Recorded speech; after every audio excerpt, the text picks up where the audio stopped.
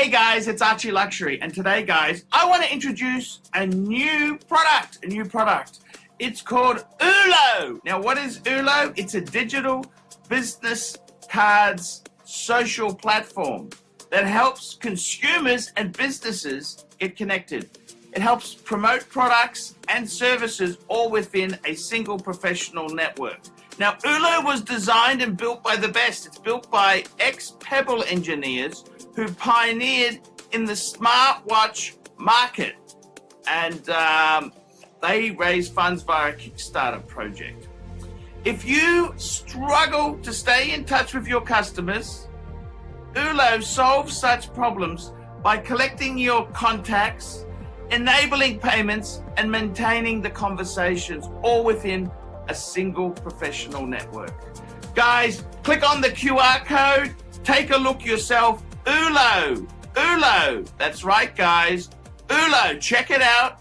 I'm ArchieLuxury, I'm gonna give it a try myself. Hi guys, it's ArchieLuxury on the Paul Pluta channel. Today I'm doing paid review 22QE12. And this here is for my good friend, and he's actually a doctor, Dr. Fred. So before we start, let's do a quick wristwatch check. I'm wearing a Rolex Submariner two-tone bluesy. Let's jump straight into this paid review here. Hi Paul. Okay, attached, please find better light photos. Watches are left to right in order of acquisition. Number one, we have a Tudor sub, which I got from my dad in the late 90s upon graduating from university. I wore it all throughout my 20s and much of my 30s. I took your advice and had it serviced, not for sale, even if I don't wear it much. Number two, he's got a PAM 352. It's a terrible design, and a PAM is a PAM, but I looked at this watch for 10 years before buying it 8 years ago at my AD near Detroit. My wife wore it in our wedding. Her 95-year-old patients really like how big the dial is. Number three, a Zenith El Primero. I took your advice and wear this to my government job where no one is the wiser. The more I wear it, the more I like it. This is the first watch I bought because of a story, specifically how the machining was snuck out, warehoused. Oh yes, the machining, they put the machinery apparently in the roof and they could bring it out and use it years later. Great story that. Number four, an Apollo 17 Speedy, 40th anniversary. The Last Man on the Moon, which is another watch I love more and more the more I wear it. I really love the depth of the dial, the story of the watch, and that it harks back to when America actually did great stuff. The Rolexes are from my late father, who died suddenly 2 months ago. Oh, God rest his soul. Gee, that's sad. There is a two-tone bluesy. It's a 16613, so 5-digit sapphire pre-ceramic. Serial number is an E. My father loved this watch and wore it all the time. And the next Rolex is a Rolex Day Date. It's an 18038, made in 1978. It's got a 5 million serial number. The diamonds are likely aftermarket, according to his service guy in Southern California. And the bracelet is a bit loose. My fondest memories of this watch was my dad putting it in his pocket whenever he got pulled over for speeding, which was often. The Rolexes were likely obtained from the Hilton AD in Tijuana, Mexico, just across the border from San Diego.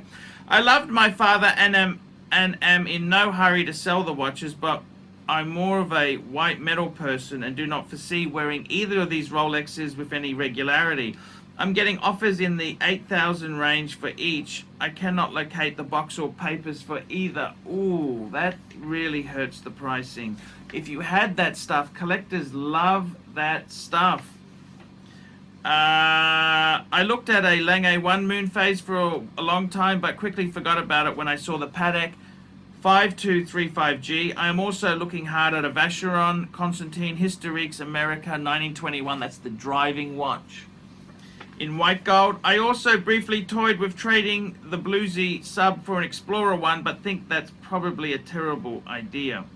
Okie dokie. So we've got a bit of a night. We've got 6 watches indeed there. What do I think? What do I think indeed there? Well, let me give you quickly the Archie opinion. The Tudor sub, I'd never sell that. You got that as a gift upon graduating. Ha, if only it could talk. The memories, the time in history. The Pam, hey, I don't hate Pams. I think a Pam is a nice, don't want to have too many Pams, but to have a Pam in your collection is quite okay with me. The Zenith El Primero, again, the Zenith it's a nice watch. The Apollo 17, that's a nice Speedmaster.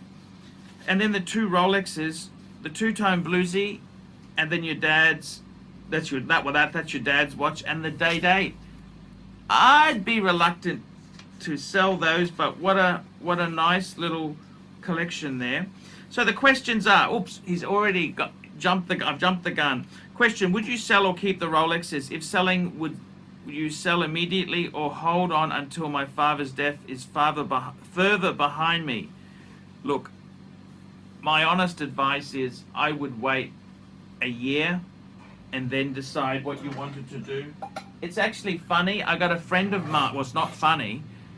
I got a friend of mine whose father died and he inherited a Day-Date, and he said, I'll just never wear it. That was actually Sovron. And Sovron sold it because he'd never wear it. And I thought it was a bit of a shame, but you know what? Only you can decide whether you want to keep it or sell it. It is a fair bit of money. But just remember, you're getting really low prices. To get top dollar, you'd want to get it serviced, overhauled. You want to get that done wholesale. You don't want to pay retail prices. And you would want to find the end user yourself. But seems like a lot of hassle for a busy doctor, mind you. I'd probably just hold them for at least a year or 2 before doing anything. That's my feeling there. 2, is my overall direction right? Look, I love it. Tudor sub, a Pam, a Zenith, an Omega. I'd probably say that with the Rolexes, if you're going to sell one of them, I'd probably sell the Day-Date. The two-tone, I'm wearing a bluesy myself, is such a versatile, great watch. That's probably the best one to hang on to, in my opinion there. So I like it. Usable watches, you've got a mini collection here. What's not to love? You're enjoying them. They're helping you through life. Isn't that the whole purpose of this stuff? Isn't that the purpose of this? So I got to tell you myself, I really do think you've got a beautiful collection, and it's really quite, it's nice. It's a nice collection. What would you get next?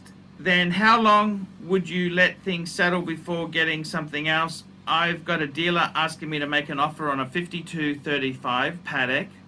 Would you offer 35,000 and leave the Rolexes out of it?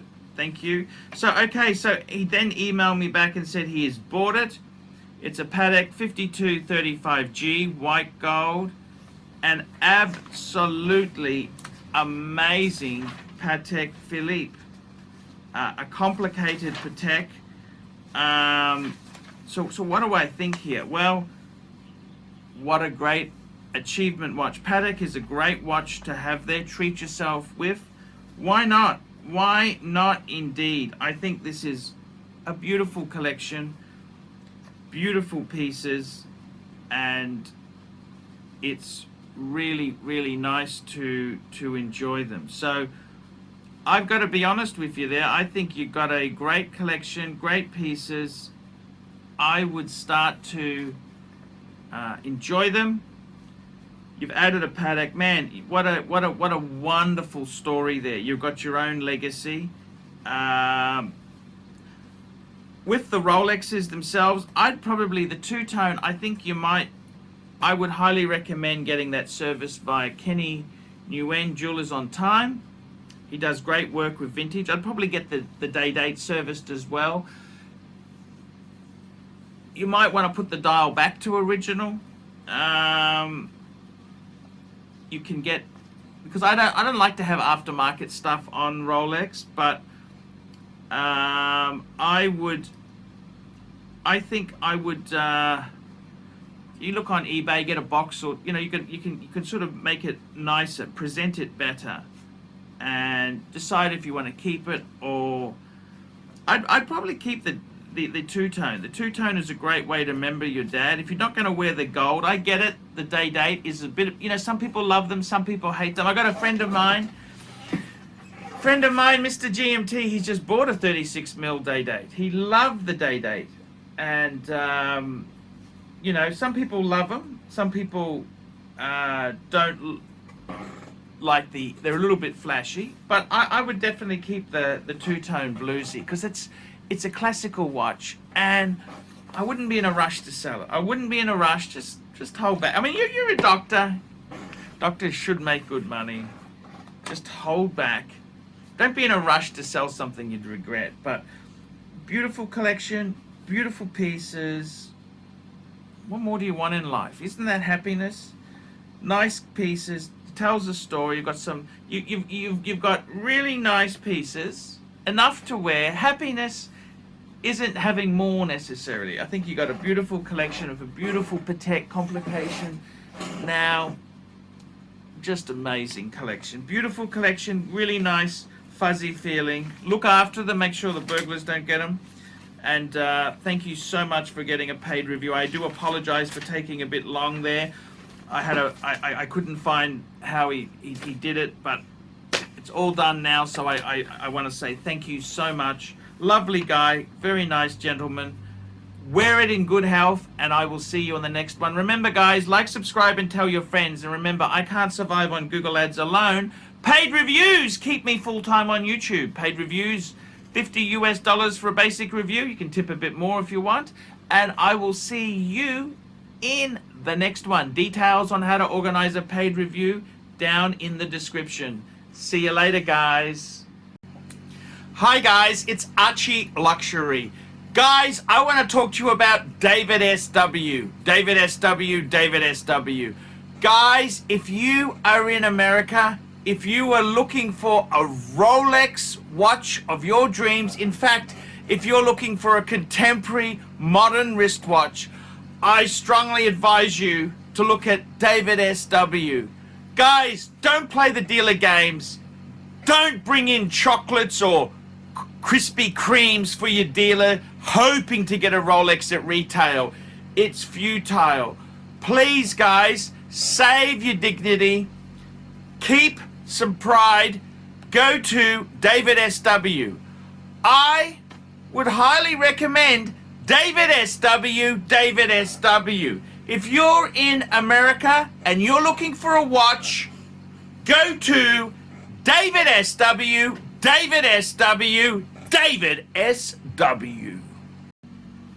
Hey guys, ArchieLuxury on the YouTube sensation, the Paul Pluta channel. Guys, I need you to help me out, guys. I can't survive on Google Ads alone. I need you to request a paid review. $50. Look down in the description. $50. I will review your collection. I'll tell you what I think of it, and I'll give you some pointers. The other thing is, guys, you can sponsor me on Patreon. Patreon allows you to pay a couple bucks a month, $1, $2, $5, whatever you want, and it keeps me going on YouTube. Because, guys, I'm in a niche. Nobody can make money out of the views I get. The views are crap because it's a small, specialized area, and I don't talk about garbage for the sake of views. Guys, sponsor me on Patreon. Look down below, and I will see you in the next one.